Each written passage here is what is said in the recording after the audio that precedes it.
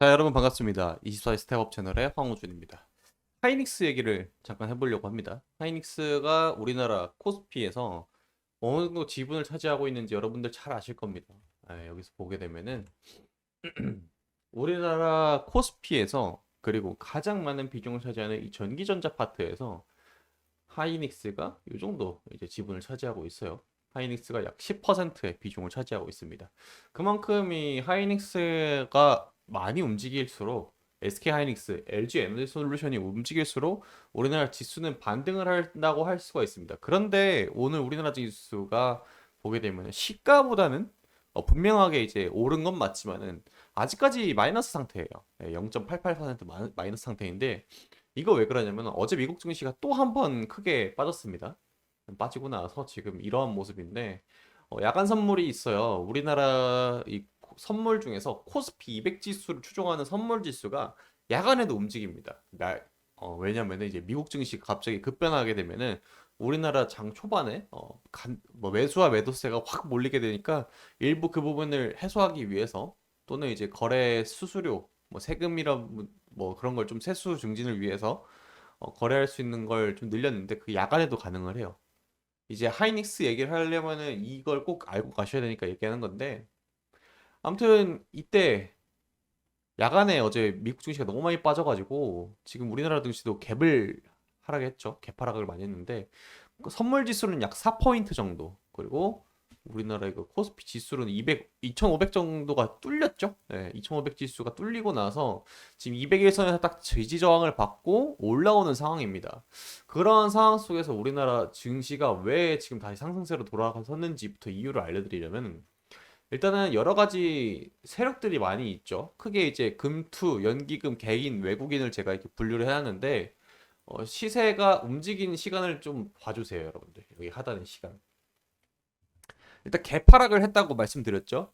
근데 이제 갭이 더 이상 발생을 안 하고 여기서 멈춰 있던 이유는 금융투자에 지금 1,000억 원 정도 매수세가 들어왔습니다. 어제 근데 되게 경신적인 역사적으로 되게 많이 이제 선물 매매가 이루어졌는데 만기 영향도 좀 있었고 만기 되고 나서 이제 다시 리밸런싱하는 좀 기간도 있었고 아무튼 어제 1조 정도 터졌습니다. 금투랑 외국인 1조 정도 매매가 있었어요.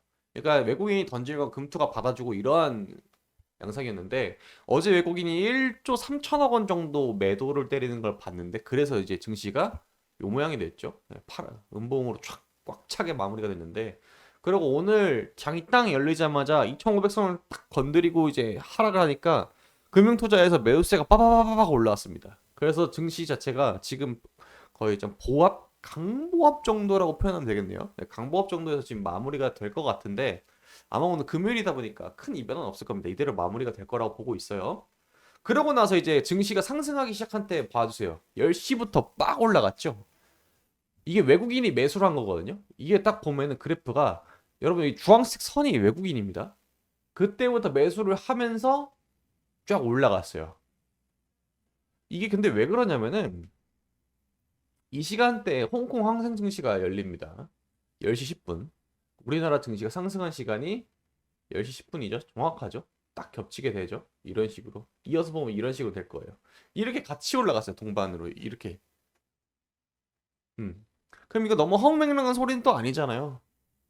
그렇기 때문에 이게 쭉 계속 올라가고 있는 와중인데 지금 1시부터 2시까지 홍콩 증시는요. 브레이크 타임을 갖습니다. 밥 먹을 시간을 줘요. 네. 그래서 멈춰 있다가 잠시 좀 소상태에서 지금 다시 올라가고 있는 와중인데 아무튼 외국인 자본이 지금 우리나라 증시 상당히 중요한 타이밍이 됐다. 외국인이 들어와서 받아주면은 그날 증시는 올라가는 거고 밀어버리면 그날은 밀리고 아무튼 이러한 증시가 계속해서 반복이 되는데 어, 우리가 그러면은 하이닉스로 돌아가가지고 오늘 지금 2시께 매동을 봐볼게요. 외국인이 어떤 걸 사주냐? 하이닉스가 지금 그나마 버티고 있는 이유는 외국인이 엄청 많이 매도를 때렸어요. 다 던졌습니다. 그런데 이제 기관에서 받아준다고 제가 말씀드렸죠. 하이닉스가 네 번째로 오늘 지금 기관에서 많이 받아주고 있고 연기금도 확인해 보게 되면은 연기금은 매도를 때렸습니다. 그럼 이거 나머지 부분들이 어디서 채워졌냐라는 게 궁금한 건데 딱히 잡혀있는 매도는 아직까지는 없어요. 지금 보면은 기관이 그나마 좀 매수를 잡고 있다라는 건데 지금 이 데이터는 2시 24분 기준이기 때문에 이 사이에 뭔가 다이나믹한 어떤 매매가 들어왔을 수도 있고 실제로 이제 아니면은 매도를 조금 멈추고 이게 증권사마다 집계 방식이 조금씩 상이하다 보니까 그런 부분은 있습니다. 아무튼 오늘 가장 매수세가 많은 곳은 기관이 확실하다라는 겁니다. 그리고 이제 개인은 아직 잡히지가 않았어요. 뭐 매도가 찍혀 있긴 한데 모르죠. 이제 금요일 날 이제 우리나라 증시가 마지막 피날레로 이제 쫙 올라가는 그 부분에서 받아줄지는 아무도 모릅니다. 그 외에 이제 투신에서도 좀 많이 받아줬고요. 나머지 부분에서 조금 이제 받쳐주는 그런 모습 보여주고 있는데 투신은 투자 신탁을 말하는 겁니다. 아무튼 우리나라 SK 하이닉스가 좀 힘을 써야 되는 순간이 온 건 맞습니다. HBM 관련해 가지고 하반기 상저하고 얘기를 많이 했었는데 생각보다 하반기가 됐음에도 불구하고 뭐 이렇다 할 건 없어요. 아직까지는 조금 효과를 받기에는 명절도 껴있고 뭐 그러지 않나라고 생각을 하고 있습니다. 그럼 이 와중에서 외국인 자본이 SK 하이닉스로 들어오게 된다고 하게 되면은 더할 나위 없는 시나리오인데 외국인 자본들이 못 들어오는 이유는 여러 가지가 있는데 살짝 지금 눈치 보기를 하는 것 같아요. 지금 트럼프랑 바이든 이제 2024년 11월이 되면은 경신을 다시 하거든요. 엊그저께 여러분들 에이스테크 엄청 많이 올라간 거 보이시죠? 에이스 침대 말고 에이스테크. 얘네들이 왜 올라갔냐면은 바이든 정부를 이제 끌어내리기 위해서 트럼프가 뭘 얘기를 했냐면은 미국 주민들 중에서 5%는 인터넷 혜택을 못 받는다. 이게 말이 되냐? 그래서 지금 밀고 있는 게 트럼프는 일론 머스크의 스타링크를 우리나라로 도입을 빨리 시키려고 하고 있어요. 왜? 그리고 미국에서도 도입을 시키려고 하고 있습니다. 그걸 해줘야 내가 니네들 5% 못하는 그 혜택을 못 받는 문명 혜택을 못 받는 너네들 내가 혜택을 받게 해줄게. 나 이만큼 민생 잘 다뤄. 그리고 여기 이 사업을 하게 되면은 부가가치적으로 사업도 많이 늘어날 거야. 그러니까 일자리도 많이 창출할 거야. 이런 얘기 하게 되면 당연히 좋아하죠. 미국은요 50개의 주가 뭉쳐서 연방을 회원국입니다. 예, 모여있기 때문에 상원과 하원이 나눠져 있어요. 때문에 이제 지방에서 나오는 표도 상당히 중요합니다. 우리나라처럼 이제 비례대표로 이제 선출되는 경우도 있긴 하지만은 그것보다는 상원과 하원이 나눠져 있고 하원에서 모인 그 내용들을 상원으로 올려요. 그럼 상원은 어떻게 되느냐? 뭐 예를 들어서 서울로 치게 되면은 강서구, 강동, 뭐 강남, 강북 이렇게 크게 나눠져 있는 게 상원이라고 치게 되면 하원은 강서구, 뭐 화곡동 뭐 이렇게 그쪽에 대표들이 있는 거죠.